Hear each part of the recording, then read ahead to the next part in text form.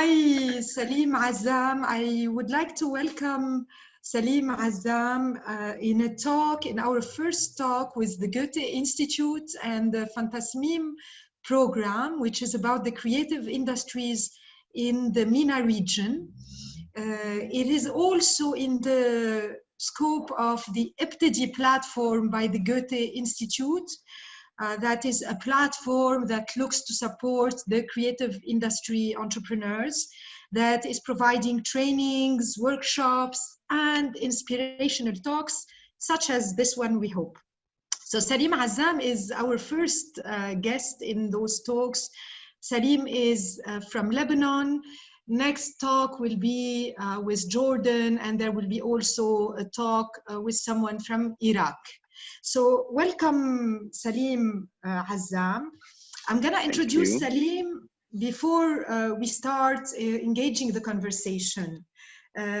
Salim is a fashion designer, an illustrator, and a storyteller. He has earned a graphic design degree from Lebanon and then a master's in visual communication from Canada. The story of Salim is a love story with his village and his community and with craft.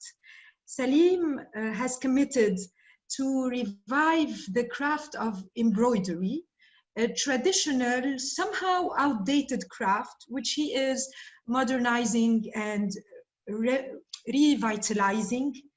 And his main, perhaps also commitment is to the women of his village, whom he aims at empowering and giving also like a second breath. Salim is the winner of Fashion Trust Arabia Award in 2020, further to which he is also crossing the boundaries of the mountain of Lebanon and of the village. He's now selling in Europe, in the UK, in Italy, and in Dubai. And what else can I say? I would like also to say that his collections tell the stories of his community, which are somehow also universal. A community from the Chouf village, it's in Mount Lebanon, a community that is humble and also close to nature. And finally, I would like to quote Salim. When I researched him, I knew him, but I also wanted to do some research. He says that each woman who joins Salim Azzam, it's his brand, it's a socially conscious brand, each woman who joins him brings with her a story, a history, a perspective, a talent, a life's worth of dreams. And Salim Azzam, through which all of that is revealed, made real and tangible. So women represent the core of his brand. I almost want to work with you when I listen to what you say. Thank you. Why not? You said join the team. So now we start, Salim, if you could tell us, I'll have a series of questions, but if you could tell us first your journey that is very inspiring from the Chouf to Canada and back to Lebanon and to the creation of your own brand. And it will be an interactive conversation between both of us. Of course. Well, first, thank you so much for this introduction. I'm so happy to be sharing with you both stories today. So I grew up my entire life in the villages of Mountain Lebanon, specifically in Ebtedy, and my mother never drove the car, so we didn't really get out much of the city. So we used to like visit Beirut when my father used to come abroad, and so I grew up my entire life, and I also did my first degree there in the Lebanese University in Dar al-Qamar, and I was exposed to the outside world, but not really exposed. And I grew up loving my environment so much and very well surrounded with a big family, people who live humbly, in humble, simple ways. Like all my relatives are farmers. They lived from the land. They had this great connection with their environment. And then when I studied graphic design, I've always wanted to do, like, they were always in the back of my head when I was studying graphic design. And I knew doing it that I never wanted to be a person who focuses on advertising and all these type of graphic design practices, if you want. So it was the first time I left Lebanon, was not Lebanon actually, like left the village for good, was to actually do my master's in Canada in visual communications. And that I got introduced to this, design practice that focuses on people's needs and how the design practice over the years have changed from it just being so focused on, the fact of consumption, but also looking into different aspects of the society that no any other major could, do something about. And to be honest with you, both my parents left school because of war. My mom left at grade 5, and I grew up discovering that most of my relatives had low literacy because they didn't have the chance to go to school, but they had beautiful stories and great knowledge and ways of living. And I just felt that I wanted to use my master's degree in Canada to actually do something for them. So what I did was actually I started doing visual narratives without any written words, documenting their stories. And I was in Canada sharing with the people at school, like what the people in Betir wanted to convey. And I was playing that third role kind of party, and I enjoyed so much. And after I graduated, I felt that I belong in Lebanon. I felt like what I do will always be appreciated somewhere else, but is very much needed in Lebanon. So I went back. You anticipated one of my questions, which was what made you come back, actually. Yes. What made me come back? Yeah. To be honest with you, I was given, I was given a visa to stay in Canada back then, and people were like, Salim, what are you doing? Take the opportunity. All these, perceptions on traveling and living abroad. But I felt like this is not what's gonna bring me joy. So I went back, and I honestly, started working, and yeah, I mean, it took me 2 years after coming back to start my brand. I didn't start right away, but ever since I came back, I kept on doing what I was doing through my master's. So I was doing more illustrations. I opened a social media account, and I started sharing those little stories, and that have built up until building my own brand in 2016. So yes, Salim, I also recall that you were selected actually to join Starch Incubator. It's the incubator by famous fashion designer Rabia Kairouz. And I would like you to share with us, because I find it very interesting, the story that how you came, when Rabia invited you to join Starch as an illustrator, and how you wanted to do fashion design, and how you worked in a very short time to create that first collection, etc. If you can share with us this this moment. Yeah. So people for a while said, how did you end up in fashion design? In fact, like I studied graphic design, but growing up in the mountains, I've always been interested in fashion. But for me, I kind of felt growing up that it was not an option due to the, the surrounding and the environment. I felt like this is something that I cannot really do. But I've always enjoyed being that kid who fit with his cousin Maysoon to sew like Barbie or dolls' clothes. Like I was always interested in fashion, in clothes and in the creation. So when I got called by Rabia to do this Starch Foundation program, they said, like, you can come, you can do posters, you can do anything with your illustrations. And one of the reasons why I went back into fashion beside my interest is the craft itself. So growing up in the mountains, I had so many people around me who used to, sit on the couch on winter nights doing, knitting, embroidery, and all different types of crafts. And I had a cousin who now works on the team. Her name is Aida, and she would always share with me the stories of the craft and what she's going through.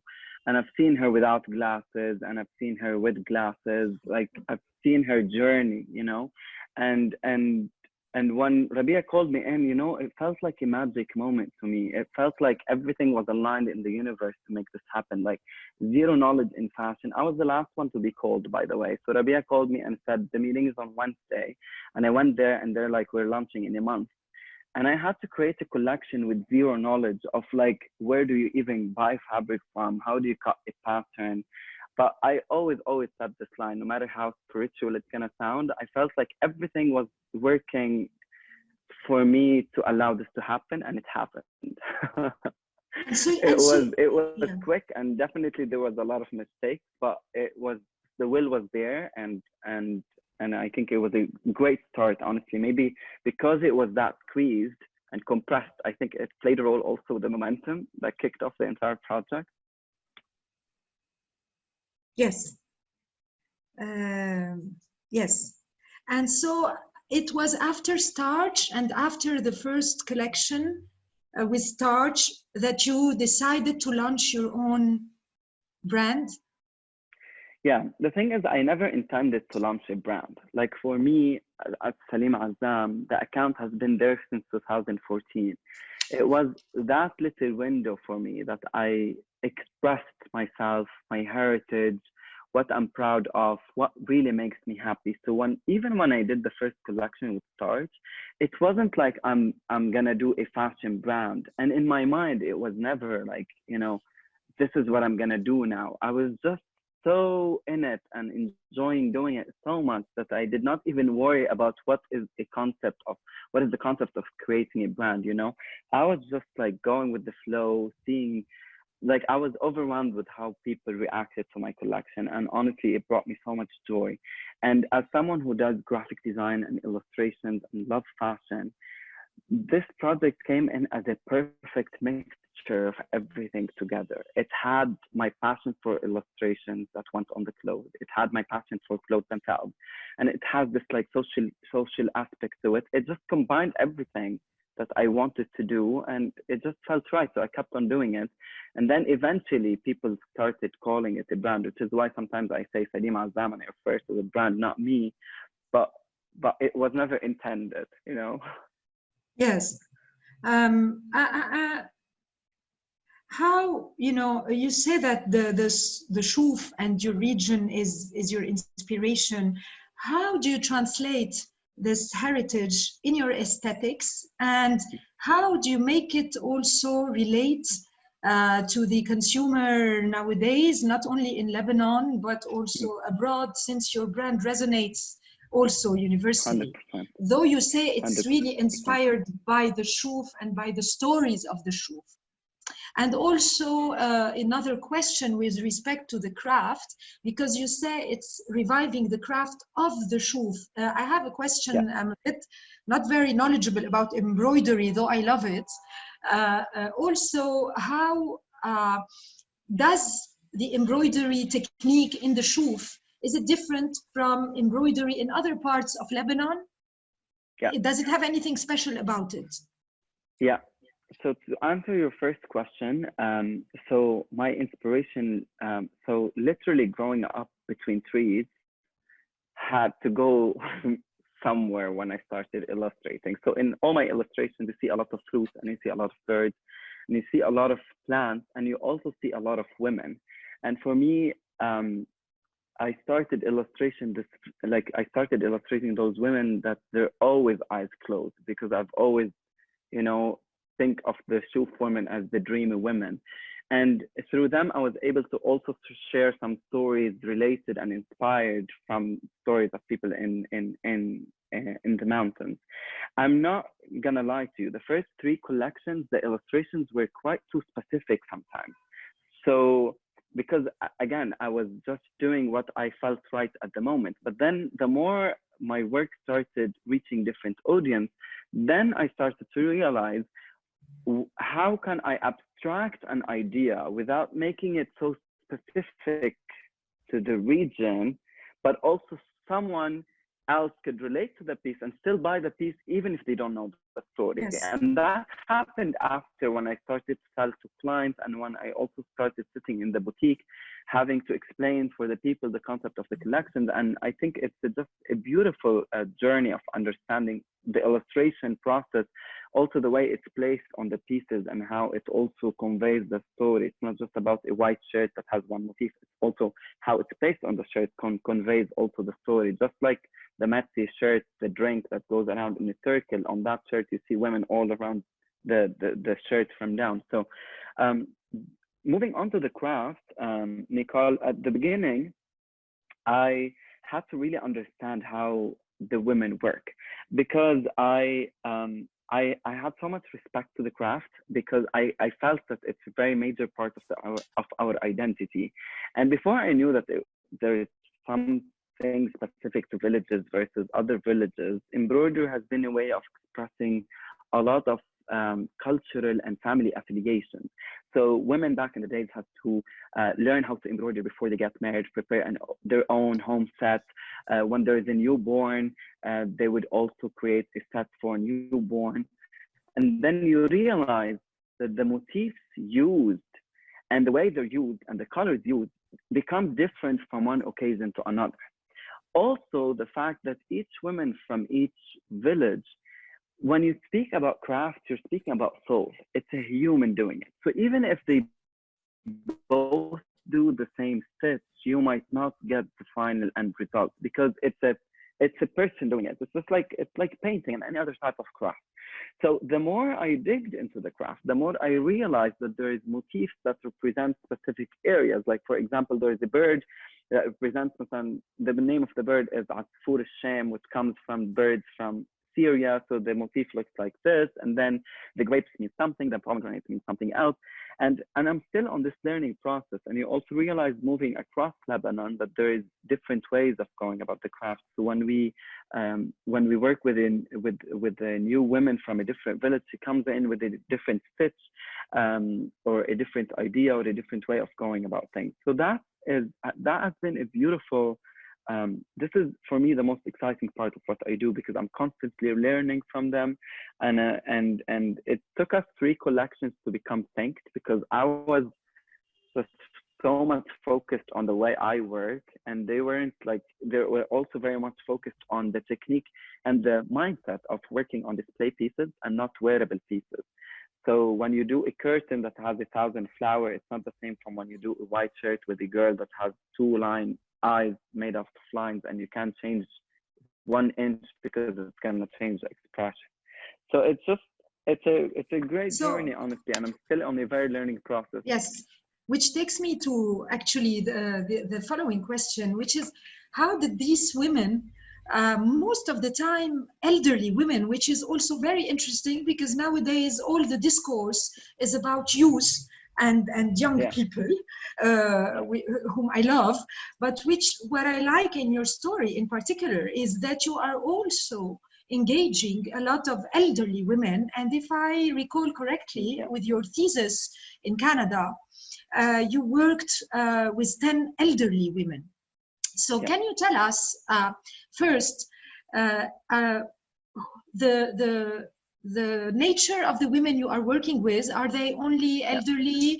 Are there elderly and young women?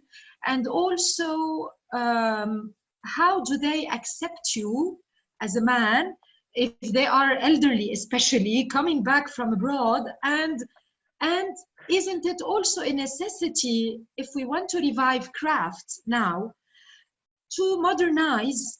And how well is it accepted? Because I understand from my research on craft, as I work on the sector extensively, that one of the big difficulties is that craftsmen and craftswomen accept to upgrade and change and modernize their ways.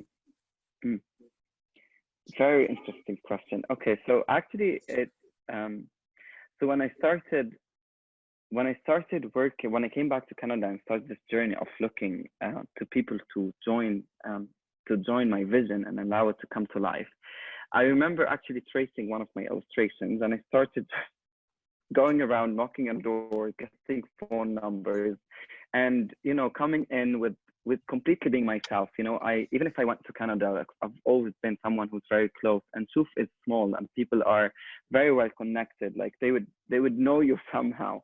So it took so much time to find. I started off honestly with 3 women, and they weren't necessarily so old. They were in their 50s, in their 40s, or like 39, something like that.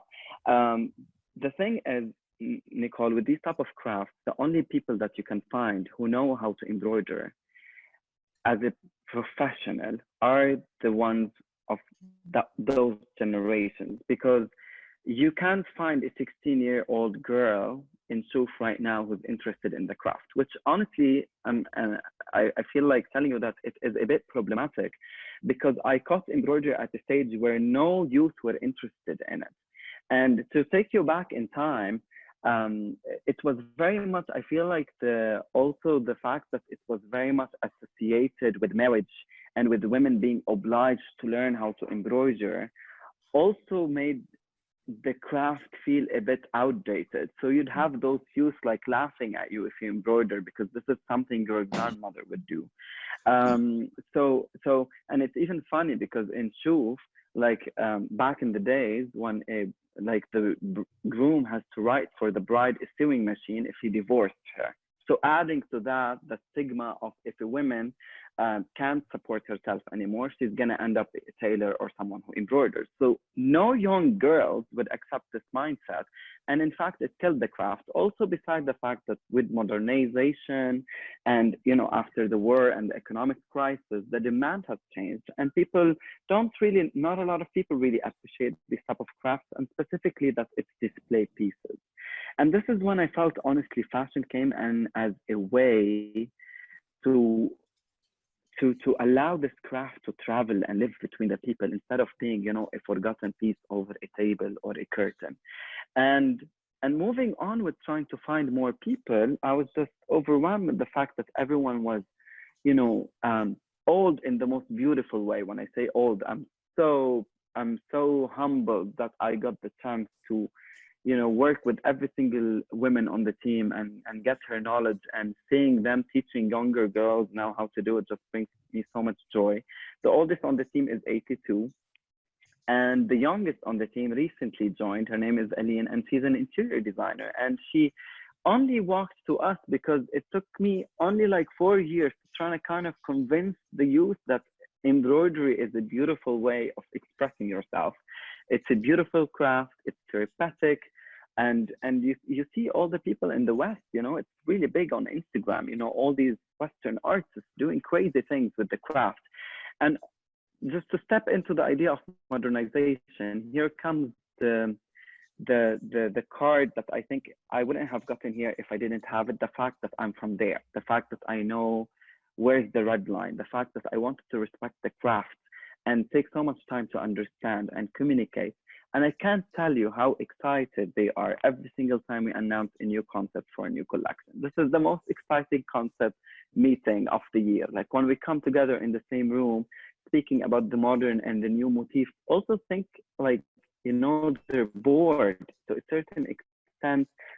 Those people love challenges as well, just like a coloring book or a puzzle.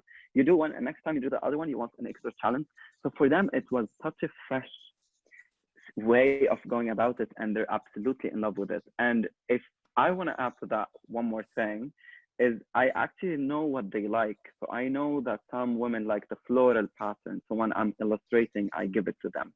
I also have to understand their skill set. So some women do those stitches better than other women, or they're faster in that stitch, or they like specific colors. So it's in my job as a creative director to understand the skill set of my team, so that I integrate them, I integrate their skills properly in the project and make sure that they're having fun, because otherwise there is no way with craft that you spend so much time if you don't have the patience and the passion for it. Yes.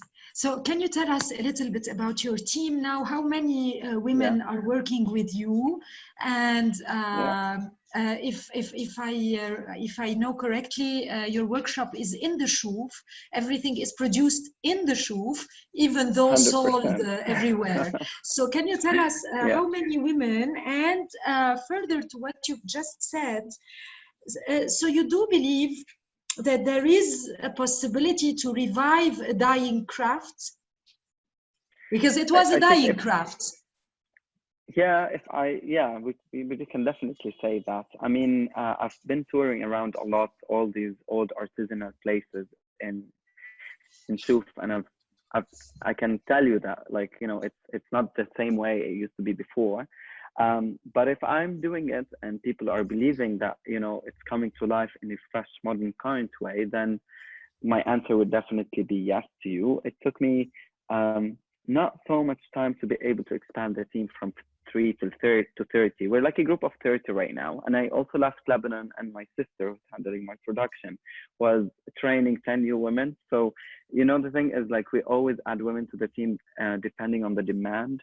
So when we have more demand, we expand the team. We don't expand the team because we want more women. We also make sure that financially we're keeping the same role for the same people that has been with us since the beginning, and we work hand in hand with them. I'm the only man on the team so far, we, of course, there's like 3 people who manages like sales and production, but the rest, everyone somehow knows how to embroider, including myself.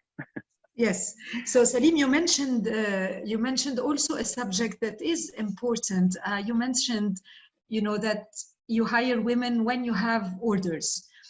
So you mentioned the financials, somehow the economics of it. So my question, I have 2 questions with this respect. One is, because it's all handmade and embroidered, is handicraft nowadays and craft still sustainable at the era of mass consumption and technology? And the other question is also, yes, I mean, it is this: can we make a profitable business with handmade products only? Yeah. I mean, Nicole, it depends on what is the mindset. If you're starting as a business, then your mindset is going to be so different from my mindset. I did not start because I wanted to initiate a brand and make a business. I started because I really had great intentions to work with those women, and not to just tell them thank you when they're done, to properly, although I really don't like to talk about, you know, the financials, but this is why sometimes people come to me and they say, oh, but it's expensive. I'm like, yeah, it's hand done. It takes, you know, 10 to 15 to a month if they cost sometimes, and you know, it's expensive, and I want it to be expensive because only people who appreciate it and understand what they're wearing are the people who are wanting to spend on this piece. And it's called poetic luxury, and every single big brand has been doing that for a while. Gucci, Dolce & Gabbana, everyone. The difference is that they produce it somewhere else. I decided to take the extra challenge to actually build my own manufacturing in Chouf to do it. It's hard, but it's not impossible, because, you know, I can tell that people are falling in love with our pieces, and it just keeps on getting better and better. Like we just keeps on having more orders and hiring more people. So it's working for me. I definitely believe in the intention and the passion that ignites someone, and that it goes, you know. But my question was not. I very much relate and understand to the fact that you're saying that initially it was not thought of as a business. I understand this. However, my question was more not about your pricing, but about, it's more general, let's say, building on your relatively short or midterm experience. Can we nowadays, you know, so you have to be also sustainable on the long run to stay. 100%. Yani it cannot be loss making. So my question was, when it's handmade, and because it's, you know, handmade is expensive, as you say, can it be, because of the cost of production, And with this economics, with the competition Yeah. of mass market, can it be profit making, or at least what I mean by this is sustainable on the long term? Yeah, completely understand your question. I think not only for YouTube, but generally speaking, 100%. I'm thinking of handmade. anyone else who wants to do what I if it's did. not supported financially by someone, yeah, on its own, honestly, is it sustainable? Yeah, okay, I'm gonna be transparent and tell you that I started this project with literally $3,000. This is for anyone who's watching and feel it's impossible to start their own thing without an investor. I had $3,000 saving, and I'm not gonna hide this. It was tough. The first 2 years was tough. There was times where I didn't have a penny in my bank account. But the thing is, it takes me again to the idea, like any type of business right now we want to launch and put out to this world, it will take time for it to work, and you just have to keep on finding ways to make it work. And also, I think the factors that came around me was so supportive, because in fact I always believed that the women I worked with were my family, and they wanted to support me. And in the times that I didn't have the money to pay them on spot, they would say, don't worry about it, you'll pay us, because it is a collective project, Nicole. When I say it is a project for all of us, it means it is for all of us. So we're coming together. Just imagine of the force that we're putting in to get there. I know it's not easy, and people look at me right now and say, how did you make it happen? It took some time, but so many factors also played a very important role, winning awards, and like, it's not just that it takes off, the socially conscious and the sustainable and the craft. It takes off also, beautiful designs that people were relating to, trying to learn about how to go about the business. Like, the first 2 years, I suffered dressing a woman because I grew up in the Chouf and I did not see a body of women. All the women that I knew were covered, it's preservative, all our clothes are oversized, big veils. So people would tell me, like, why is your cut oversized all the time? And in fact, it's because I never really understood. So it's a long process of learning and being in the boutique and understanding what the clients want and finding the perfect match between telling a story and having a narrative, but also focusing on sales, which was my nightmare, because in my head, I'm like, please let me illustrate. I don't want to worry about the business side of the business. But in Lebanon, you find yourself having to be the one-man show that wants to run this entire thing. But the more you do it, the more are people going to trust you, and the more people are going to join you. So now my sister joined in last year, helping out with production, which is amazing. And then we started having, financial advisors. So it gets easier. It's not impossible, but once it starts getting better, it will roll. So it is possible, honestly. I think you always open the world of possibles. This is what I like. Let's also speaking of this, of your award, the Fashion Trust Arabia. So I know it's a very prestigious award. If you can tell us what comes with this award, if anything comes with it aside from prestige. I think there is support also in terms of visibility, of opening doors and markets in terms of marketing, and the financial award, if any. And what are your plans? What would you like to do with the funding that you got, if you got it? So Fashion Trust Arabia was, I won the award, by the way, in 2019, which was the first edition. It was a project that supports, emerging designers. So we applied with applications saying we want to achieve those goals, and we asked for the fund, and then we got nominated. My main 2 goals was opening an atelier, because it was being very difficult for me to manage my production without it being in one space. So I did that. And I also said that I wanted to be online, which I'm not yet because of the situation, but we're just so ready to click go online because the website is ready. We'll talk about it later stage. So winning the award in Qatar, first we won the fund. I won the fund that I asked for. And beside the fund, being in Qatar and sharing your story with so many people, with giants from the fashion industry, like, it meant the world to me that DVF stood next to me and took a photo of my clothes, and we had a conversation, and Pier Paolo from Valentino, it was, I always say in Arabic, shatir bishtartu, it's like when you take an opportunity. It's how much you take out of it, you know. So I met so many amazing people, and I was so lucky to get the chance to share with the room of 60 judges the stories of Sonia and Samar and Widad from Chouf. It was just so heartwarming, and I won the fund. And I kept connections with great people like DVF and Tim Blakes, and I got to travel with them to London, which I met also amazing people in London, and we spent the day at Matches Fashion that we're stocking in. And with the first part of the fund that I received, I was able to open my atelier and worked on 2 collections and expand my team.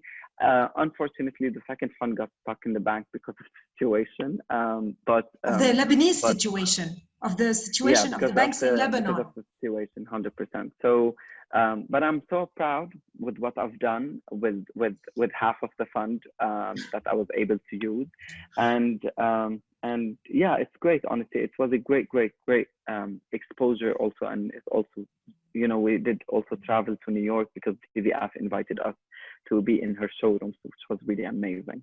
So yeah, that's the FTA story. So actually, just to give some precision on this, thanks to FTA, Salim Azzam brand is sold also on matchesfashion.com, which is a British platform that sells a big number of prominent brands. And now, if you can tell us also about your sales abroad in Italy and in Dubai, just a few words. Yeah. So just in a few words, with me expanding the team, I started to be able to cater to a global market and to be able to work with buyers. So we work with Matches, we work with Majid of Time in Dubai. This year we started exhibiting in Italy. Hopefully, you know, new buyers will come from that part of the region, and you know, from Paris and all these areas. So yeah, that's what we hope for, to have a product 100% made in Chouf. But you know, yes, Salim, speaking of the world and of us in Lebanon, with the economic crisis, actually, are we? I haven't checked lately your prices. Are we Lebanese? Is it still something that can cater to the Lebanese market, or will all your efforts now be forcefully oriented to the export market? Because of the cost of labor that is incompressible, as you mentioned, and because of the cost of living and the crisis that we need to take into consideration now in Lebanon. It's part of the cost and of our life. 100%. Well, we're still selling a bit for like the clients who want to, you know, do gifts, and they're. Anyways, Nicole, what we do was only for 2% of the population. The purchasing power in Lebanon is not that much. We all know that. For you to make it in the fashion industry, you have to start catering to different markets. So with this year, it's been such a hard year on all of us. But thank God for all the opportunities that I had abroad, that we did not stop for one single day of work. I did not have to send anyone home or cut down on my team. In fact, we were hiring, which during the Corona times has really been a very, very, very beautiful, you know, moment for me to realize how important it is what I do again, because sometimes when you dig so much in fashion, you just really forget, you know, the spark that happens around you. So seeing all those women supporting their families during the pandemic and still till now, I feel like my responsibility is to try and get more work to keep the production going better, and to be able to, you know, bring more job opportunities, which is, honestly, I believe as the founder of this project, is like my survival emergency mode on, you know. But it's okay. It will pass. I hope so. And as for the prices in Lebanon, you know, I'm not pricing the thing. Like, I'm not even going to the. I'm still working with the bank rates. Just for me, even if you're not making money in Lebanon, it's just about, you know, keeping your foot there. It's, you know, it's very important for me to still, you know, tell for people in Lebanon, but it's just really sad. I mean, the situation is really bad. Yes, in Lebanon, Salim, in the past we could find your brand. You had a shop that was very generously offered or supported by Solidaire in Beirut Souk. Now, where can we find you? I understood that you changed location, right? Yeah, no, honestly, I did not reopen the shop in Beirut. We closed it in November. Ever since the conflict started, it was so unsafe to the people who were working in the shop and to the customers. So we closed the shop, and then we started just, selling through, direct contact or direct private fittings and stuff like that. And this is when we decided that we need to focus on our e-commerce, which has been Yes, a thing that we wanted to do before, but we didn't have the means, because how would I go online if my team was not ready? And this yes, also goes back to the FTA award. So now we had it ready for the past 6 months, but we weren't, sure on how to exactly launch it with the situation. But it will be launched very, very, very soon. Until then, you can find few stuff on Matches and Matches yes, Time, and you can always yes. reach out to us on Instagram. Yes, Salim, as you mentioned also something interesting, the pandemics. Now, Mm, and since women usually work together in the atelier, mm.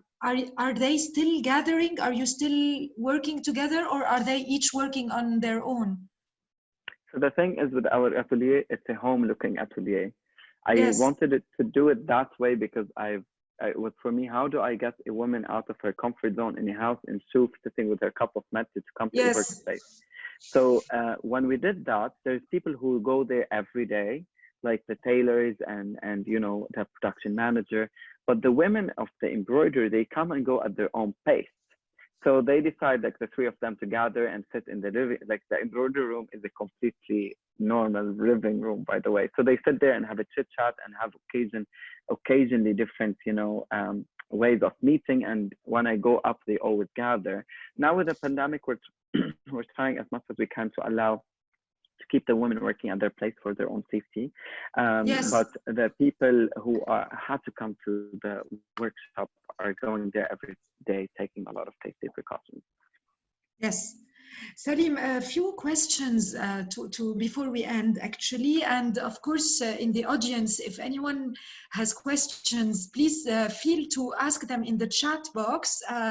Our colleague Salma from Goethe Institute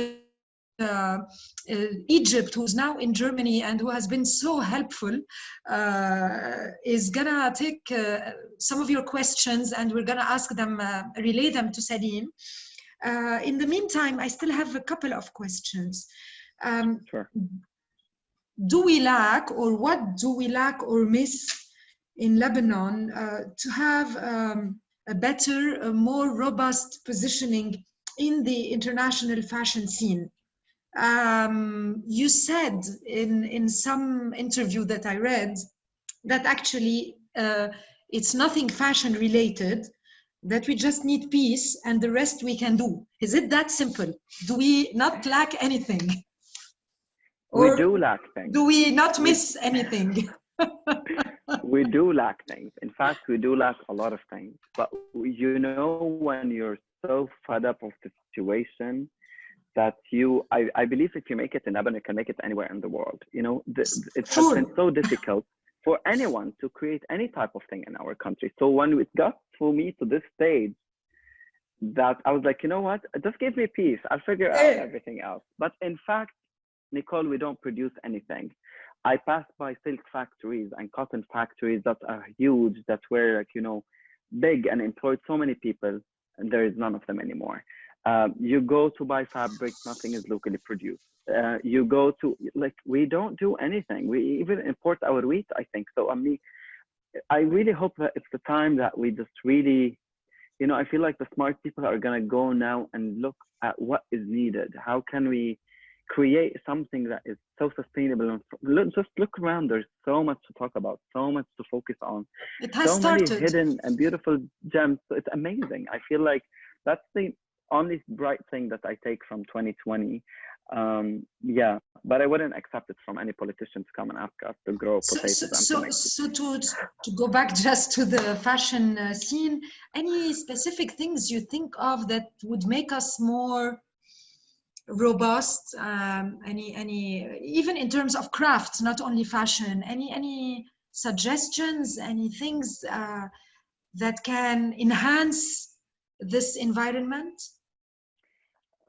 Listen, honestly, I believe Beirut and Lebanon in general has really amazing creatives. I mean, if you look around, there's so much talent in that land, you know, and it takes it back again. So all we need to do is just have, you know, that piece for us to be able to create. I mean, look at all the designers. They're the people who are like really the creators of the country, are putting the name of the country on the map in so many different ways, and those becomes ambassadors and, you know, translate the most beautiful things about our country besides, you know, war and like all the stuff that we, you know, that comes with the connotation of being in the Middle East. I feel like creativity already has been putting us on the world map, specifically on a fashion level. It's just maybe local resources and working more with artisans, maybe manufacturing our own fabrics. I would say the tools that allows us to produce easily, you know.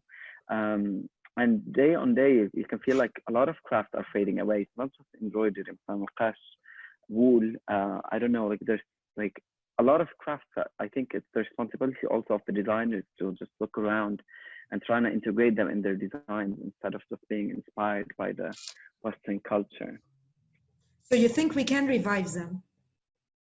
You can revive them and you can go global with them, because I believe that being unique and being different is the only way for you to make it in the market. There is so many beautiful things out in the world. There's so many creativity. Everyone is creative in their own way, and now it becomes harder because you want to stand out. You want to have a point of view, and you want to not just have a talent, but have something that mixes with that talent to make it magic, you know. And it's, you know, it's social cause, something that is more important than just pretty anymore. I love what you say, Salim. It's inspiring even to me, who's not a craft person, but who loves craft, craft aficionada. I would like to end with a question also to the youth and to the less young, since you're inspiring. What is your recommendation or your advice to young people who want to go into design and the creative industries in a country that doesn't value it much? Yeah, I would say just do what you love to do and worry less about what people will like and if people will appreciate it. I believe my work has brought me so much joy and power and inner peace. I always create for myself before I create for others. And if you're doing something that you really, really like, then people will start liking it. And this is what I always say. Don't, like, for people who want to start, don't say business. Don't think like how I'm gonna appear as a business. It's not about that. It's just now that the world is changing, you want something super personal. You want people to appreciate what you're doing, and if you're liking what you're doing, you'll make it. It's not gonna be easy, but it's, again, not impossible. Yeah, definitely not listening to you, Salim. And to finish, also you removed it now. You had an amazing quote that I wanted to write down, but I didn't. But I recall it. I will just paraphrase it on your WhatsApp status. It was in Arabic. راح أقولها بالعربي for the Arabic audience that is listening to us, and then you can say it, and I'll translate it also into English. بطريقة عم بتقول إنه الدنيا واسعة كتير، لأنه في عندك أحلام تمشي مع قديش الدنيا واسعة. So actually it is about, like, the world is vast and I have dreams that can populate the vastness of this world.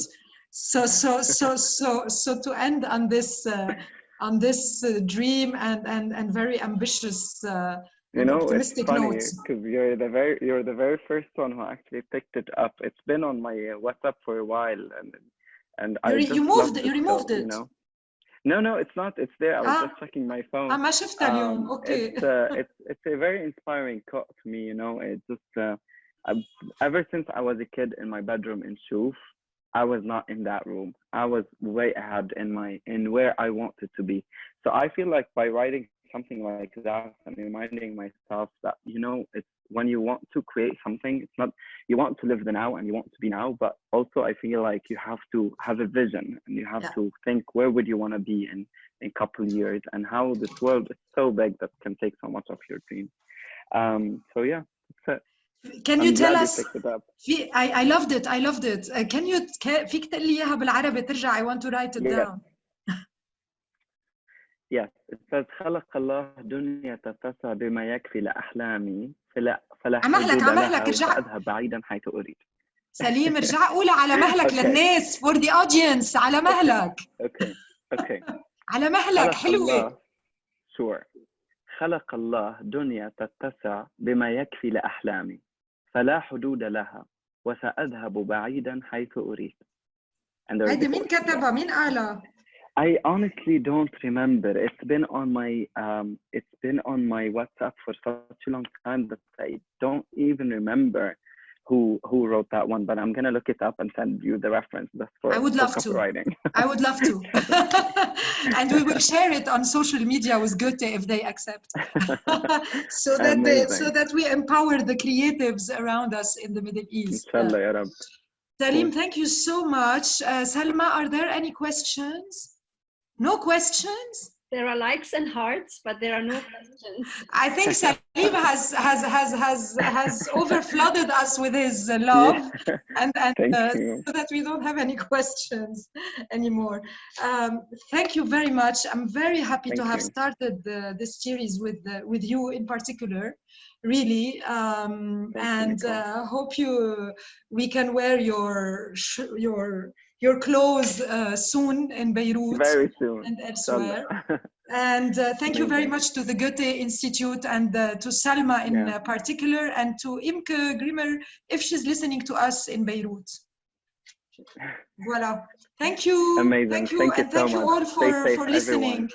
Everyone. Bye. Thank you for being such an Take inspiration, care. Salim. Thank you. Bye. Thanks, Nicole. Merci Bye. beaucoup. Bye. Thanks. Bye.